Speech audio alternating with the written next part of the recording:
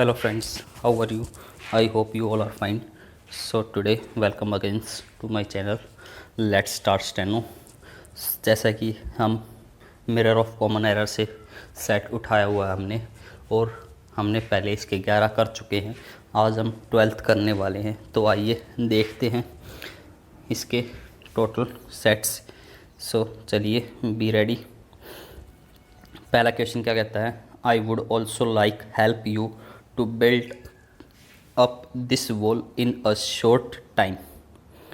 तो चलिए आइए देखते हैं इसमें क्या कहता है। देखो, हमारी कुछ वर्ब ऐसी हैं जो हमेशा अपने बाद टू प्लस इन्फिनेटिव का यूज़ करती है। अब इन्फिनेटिव क्या होता है? उसको बोलते हैं हम वर्ब की first form. Is it clear? तो देखो, वो वर्ड कौन कौन से जो हमेशा अपने बाद टू प्लस वर्ब की फर्स्ट फॉर्म लेते हैं, जैसे कि लाइक हुआ, want, love, care, dare, learn, wish, prefer, need. इन सभी के बाद हम हमेशा टू प्लस वर्ब की फर्स्ट फॉर्म का यूज़ करते हैं। जैसे मैंने एग्जांपल लिया, I want to play cricket, I want to be a millionaire, I wish to marry her. अब यहाँ वॉन्ट क्या है? एक वर्ब। कौन से वाली? ये वाली। ठीक है, इसके बाद टू प्लस वर्ब की फर्स्ट फॉर्म का। आई विश भी हमारी क्या है? एक ऐसी वर्ब है जो अपने बाद टू प्लस वर्ब की फर्स्ट फॉर्म का यूज़ करती है। Is it clear? तो ये वर्ड्स नोट डाउन कर लेना। बहुत डीपली समझा रहा हूँ एक एक बात को, बहुत अच्छे से। तो प्लीज़ लाइक्स, सब्सक्राइब चैनल को ज़रूर करना, और वीडियो अच्छी लगे तो प्लीज़ कमेंट करना ज़रूर। ठीक है, तो चलिए नेक्स्ट क्वेश्चन देखते हैं। The doctor advised him to give off smoking but he did not pay any heed. अब देखो, गिव ऑफ की जगह हमारा क्या आएगा? Give up. गिव अप का मतलब क्या होता है? त्याग देना। अब क्या होता है? त्यागना। त्यागना का सिनोनिम्स क्या क्या हो जाएंगे? अबंडन हो गया और फोरसेक। जैसे मैंने दिया example, I gave up drinking alcohol, मैंने शराब को त्याग दिया। ठीक है, तो कुछ भी चीज़ को अगर त्यागते हैं तो आई गेव अप। ठीक है, तो चलिए नेक्स्ट क्वेश्चन देखते हैं। It is always easy to talk about a thing than to do it ourselves. अब देखो, पार्ट सी में हमारा यहाँ क्या दिया हुआ है? देन। अब देन हमारा किस चीज़ को शो करता है? कंपैरेटिव डिग्री को शो करता है। हमारी 3 डिग्री होती हैं, एक तो पॉजिटिव, एक कंपैरेटिव, एक होती है superlative degree. Is it clear? अब पॉजिटिव डिग्री क्या होती है? ईजी। कंपैरेटिव में क्या आ जाता है? ईजियर, और सुपरलेटिव में ईजीएस्ट। ठीक है, तो ये 3 होती है हमारी। अब देखो, देन हमारा एक, हमें ये पता है कंपैरिजन को शो करता है। जैसे मैंने एग्जांपल लिया, Ram is better than Shyam. अब राम और श्याम के बीच में कंपैरिजन हो रखा है, तो राम क्या है? बेटर है किससे? श्याम से। तो कंपैरिजन के लिए हम किसका यूज़ करते हैं? देन का। इसी तरह से हमें यहाँ देन दिया हुआ है, तो हमें किसका यूज़ करना होगा? कंपैरेटिव डिग्री का। अब ईजी हमारी क्या है? एक पॉजिटिव डिग्री, और इसकी जगह क्या आ जाएगी? Comparative degree, easier. Is it clear? तो चलिए नेक्स्ट देखते हैं। These stories are so exciting that anybody who reads them can never forget them. तो देखो, दीज कुछ हमारे दीज और दोज है। दीज और दोज, दीज और दोज के साथ हम हमेशा प्लूरल नाउन और प्लूरल वर्ब का यूज़ करते हैं। Is it clear? सबसे पहली बात ये, जैसे मैंने एग्जांपल लिया, दीज बॉयज़ आर गुड। तो दीज बॉयज़ कहते हैं हम हमेशा, ना कि दीज बॉय। तो those boys who are sitting there, तो दोज बॉयज़। ठीक है, तो यहाँ कभी भी इसके साथ सिंगुलर का यूज़ नहीं करते, तो हमेशा प्लूरल का आएगा। तो आर आ गया, तो आगे देखते हैं। सो exciting that anybody who reads them can never forget them, तो इसके अंदर नो एरर, बिल्कुल सेंटेंस सही है। चलिए next. I know how difficult this task is. अब देखो, कुछ अब हमारा नो ऐसा वर्ड है जो अपने बाद हमेशा अपने बाद या तो हाउ का यूज़ करेगा, या वेयर, या वट। इन तीनों का ये यूज़ हमेशा करेगा, ये बात याद रखना। तो देखो, जैसे मैंने एग्जांपल लिया, I know how he is feeling. I know how he is feeling, या फिर मैंने लिया I know where to go, I know where to go, I know what to cook, I know how to solve the problem. ठीक है, तो ये हमारे no word ऐसा है अपने बाद हमेशा हाउ वेयर और व्हाट का यूज़ करता है। Is it clear? तो इसमें आई नो के बाद हाउ आ गया, ये बिल्कुल ठीक है। डिफ़िकल्ट दिस टास्क इज़, तो नो एरर आ जाएगा इसके अंदर भी। चलिए नेक्स्ट देखते हैं।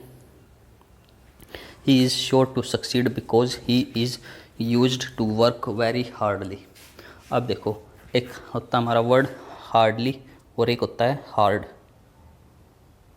ठीक है, हार्डली होता हमारा नेगेटिव सेंटेंस में शो करते हैं, जैसे hardly, rarely, barely, seldom, if, never, no. ठीक है, तो ये जितने वर्ड हमारे ये नेगेटिव को शो करते हैं। और इसके साथ अब यहाँ क्या दिया हुआ है, hard. He is use to work very hardly की जगह क्या आएगा, हार्ड। अब देखो कैसे आएगा, हार्ड का मतलब होता है कड़ी मेहनत करना। जैसे मैंने यहाँ एग्जांपल लिया, you all students are working very hard, तुम बहुत कड़ी मेहनत कर रहे हो। ठीक है, तो उस कंडीशन में हमारा हार्डली का यूज़ नहीं होगा, हार्ड का यूज़ करेंगे। अब इसके अलावा यूज्ड टू हमारी क्या है, एक फ्रेज़ है। जैसे use to, accustom to, with a view to, admit to, averse to, look forward to, given to. ये एक ऐसी फ्रेजेज है जो अपने बाद हमेशा जीरेंट का यूज़ करती है। अब जीरेंट क्या होता है, चलिए देखते हैं। जैसे मैंने एग्जांपल लिया,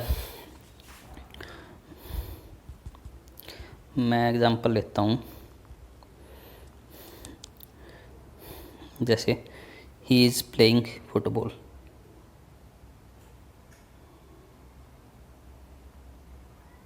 प्लेइंग फुटबॉल, ठीक है। ये चीज़ याद रखना, अगर इस प्लेइंग, इस आईएनजी, जीरेंट क्या होता है, एक आईएनजी फॉर्म होती है।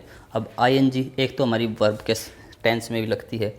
अगर हमारी इससे पहले कोई भी हेल्पिंग वर्ब हो, कौन सी, इज, एम, आर, वॉज, वर, ठीक है, अगर ये हो तो हमेशा ये एज ए वर्ब का यूज़ होगा। अगर इनके पहले इज, एम, आर, वॉज, वर नहीं हो तो वो एज ए जीरेंट का काम करेंगे। Is it clear? जैसे मैंने एग्जांपल लिया, being ill he can not come to school. Being ill, और अब बीइंग में आईएनजी आ गया स्टार्टिंग में, तो इससे पहले हमारा कोई भी हेल्पिंग वर्ब नहीं है, इज, एम, आर कुछ नहीं है, तो ये एज ए जीरेंट का काम कर रही है। Is it clear? तो देखो अब क्वेश्चन के अंदर क्या दे दिया, यूज्ड टू। अब यूज टू हमारी क्या है, एक फ्रेज़ है। इसके बाद मैंने क्या बताया था, हमेशा जीरेंट का यूज़ करते हैं। तो यूज टू वर्क की जगह क्या आ जाएगा, वर्किंग, और वेरी हार्डली की जगह क्या आ जाएगा, हार्ड। Is it clear? चलिए नेक्स्ट देखते हैं। None of us were really very happy when the guest got entry into our house. अब देखो नन आ गया। अब देखो नन के लिए हम कुछ वर्ड्स हैं हमारे, इनके बाद हम हमेशा सिंगुलर वर्ब का यूज़ करते हैं। जैसे I, each, every, either, neither, none, anyone, no, anybody, somebody, nobody, everyone, nobody, someone, इनके साथ हम हमेशा वर्ब का यूज़ करते हैं। ठीक है, सिंगुलर वर्ब का यूज़ करते हैं। अब नन हमारा यहाँ से ये उठ के आ गया, सेम है। ठीक है, तो इसके बाद ऑफ और अस को हम कैंसिल कर देंगे, क्योंकि हमारा ऑफ क्या एक प्रीपोजिशन है, तो नन के अकॉर्डिंग हमारा क्या आ जाएगा, वॉज, जो कि हमारा आंसर सही होगा। चलिए नेक्स्ट देखते हैं। नेक्स्ट क्वेश्चन क्या है हमारा, how do you behave with others is important consideration for all of us. अब देखो यहाँ हमारा हाउ एक क्या है, WH फैमिली का वर्ड है। तो WH फैमिली के जितने भी वर्ड्स होते हैं, जैसे कि कुछ एग्जांपल मैंने लिखे हुए हैं, व्हेन, वेयर, हु, हुम, हुज, एक्सेट्रा, जितने भी इससे रिलेटेड जो WH फैमिली के वर्ड है, अगर ये सेंटेंस के स्टार्टिंग में हो और लास्ट में अगर हमारा कोई क्वेश्चन मार्क नहीं हो, ये बात नोटिस करना, अगर हमारा WH फैमिली से स्टार्ट हो और लास्ट में कोई क्वेश्चन मार्क नहीं हो तो हम हमेशा इस WH फैमिली के जस्ट बाद क्या यूज़ करते हैं, सब्जेक्ट, ना कि कोई हेल्पिंग वर्ब। तो ये हेल्पिंग वर्ब नहीं आएगी, क्योंकि सेंटेंस के अंदर ये कोई भी क्वेश्चन मार्क नहीं दिया हुआ क्वेश्चन के अंदर, ठीक है, तो हमारी ये हेल्पिंग वर्ब यहाँ से कट हो जाएगी। अगर हमारा लास्ट में क्वेश्चन मार्क होता तो हमारा ये डू बिल्कुल सही था फिर यहाँ पे। ठीक है, इज इट क्लियर? चलिए नेक्स्ट देखते हैं।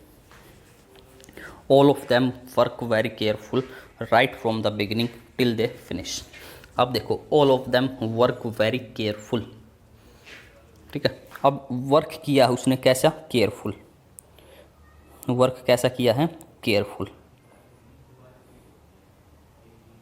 ठीक है, अब देखो, एक मैंने क्या बताया था, अब वर्क हमारा यहाँ क्या है? एक वर्ब है, और वर्ब का हमें कैसे पता चलेगा कि ये वर्ब है? उसकी हमेशा उस वर्ड की आईएनजी फॉर्म बना के देख लेना। अगर उस वर्ड की आईएनजी फॉर्म बनती हो तो वो हमेशा एज ए वर्ब माना जाता है। ठीक है, और ये वर्ब की विशेषता हमेशा एडवर्ब बताएगा। वर्ब की विशेषता कौन बताता है? एडवर्ब। हमें ये पता है वर्ब की विशेषता हमेशा एडवर्ब बताता है। अब यहाँ केयरफुल क्या है? एक एज ए एडजेक्टिव का यूज़ हुआ है। अब एडजेक्टिव से हमें एडवर्ब में चेंज करना हो तो हमेशा ly लगा देते हैं लास्ट में। हर एक वर्ड के लास्ट में अगर जिसके वर्ड लास्ट में हमें ly मिल जाता है तो वो हमारा क्या होता है? एक एडवर्ब होता है। Is it clear? तो हमेशा इसका आंसर क्या करना पड़ेगा हमें? All of them work very careful की जगह केयरफुल्ली, क्योंकि वर्क एक वर्ब है और वर्ब की विशेषता कौन बताता है? एडवर्ब। चलिए next. Mahesh might has done this with some selfish thought in mind. अब देखो, मैंने क्या बताया हुआ था पहले भी कई बार क्वेश्चन आ चुका है, माइट हमारे क्या एक मोडाल्स है। Might, may, can, could, shall, should, ये सभी हमारे क्या एक मोडाल्स। इनके बाद हम हमेशा वर्ब की फर्स्ट फॉर्म का यूज़ करते हैं। अब देखो, यहाँ हमारी हैज़ दिया हुआ है, जो कि हैज़ हमारी क्या है? वर्ब की सेकंड फॉर्म है। फर्स्ट फॉर्म क्या होती है? हैव, हैज़ और हैड।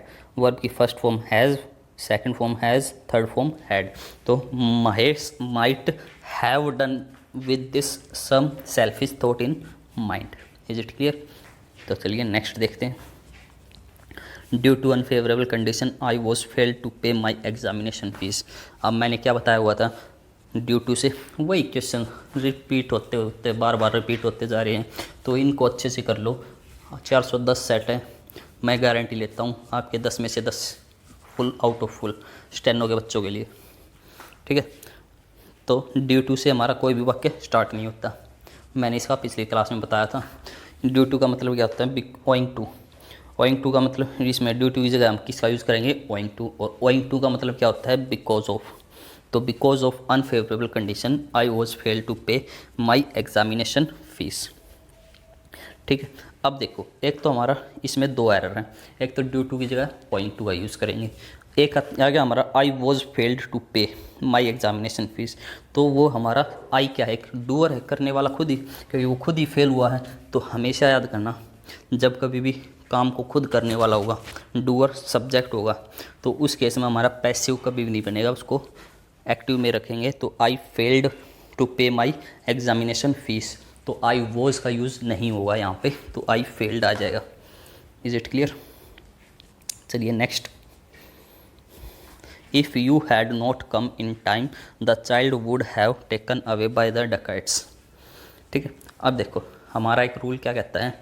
अगर सेंटेंस में if plus subject plus verb की थर्ड फॉर्म हो, और बाद वाले पार्ट में हमेशा subject plus would have plus verb की थर्ड फॉर्म होनी चाहिए।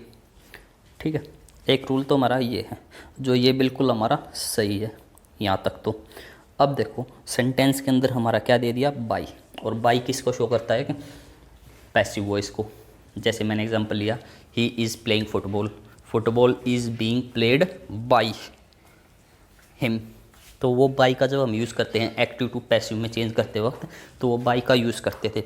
अब बाई यहाँ आया हुआ है। अब अकॉर्डिंग टू हैड, हैड क्या है? वर्ब की थर्ड फॉर्म। इसके साथ हम हमेशा परफेक्ट को शो करता है हैड, और परफेक्ट में हमेशा पैसिव बनाते वक्त हमेशा BEEN बीन वर्ड का यूज़ करते हैं। अगर आप लोगों को 10 एक्टिव वॉइस किए हुए तो देखो, अब यहाँ क्या आ जाएगा? तो the child would have been taken away by the dacoits. Is it clear? चलिए next. The customer was prevented from spending money and was advise to save a certain amount daily. अब देखो, प्रिवेंटेड फ्रॉम, कुछ हमारी preposition है तो fix रहती है, prevent के साथ हम हमेशा फ्रॉम का यूज़ करते हैं, जैसे abstain from, absent from, prohibit from, desist from, debar from, die from, absolve from. इन सभी के साथ भी हमारा किसका यूज़ करते हैं हम? फ्रॉम प्रीपोजिशन का यूज़ करते हैं। एस्केप फ्रॉम, ठीक है, तो इसके अंदर ये बिल्कुल सही है। Spending amount and was advised, was plus verb की third form, to save a certain amount daily, no error. ठीक है, ये बिल्कुल सेंटेंस सही है। तो चलिए next. It being a dark night you must brought at least a pocket torch with yourself. अब फिर से वही है, मस्ट हमारे क्या है? मोडाल्स, मोडाल के साथ हम हमेशा वर्ब की फर्स्ट फॉर्म का यूज़ करते हैं, तो ब्रोट की जगह क्या आ जाएगा? Bring, brought, brought. Is it clear? Next, the father has left behind a huge sum to be distributed among the two brothers. अब देखो, बिटवीन का यूज़ दो के लिए होता है और अमंग का यूज़ होता है दो से ज़्यादा के लिए।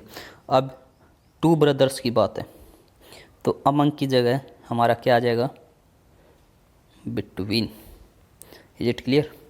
सो फ्रेंड्स, ये था हमारी आज का सेट नंबर 12। अगर आप लोग को अच्छा लगा हो तो please like, subscribe and comment जरूर करना। और आज मैंने नए तरीके से पढ़ाना सोचा है, अगर आप लोगों को ये तरीका अच्छा लगा हो तो प्लीज़ कमेंट में लिख के भेज देना। मैं आगे भी इसी तरीके से जारी रखूँगा, नहीं तो हमारा एज़ यूजुअल जो हम पहले करते आए हैं। Is it clear? एंड चलो, thanks for watching, thank you.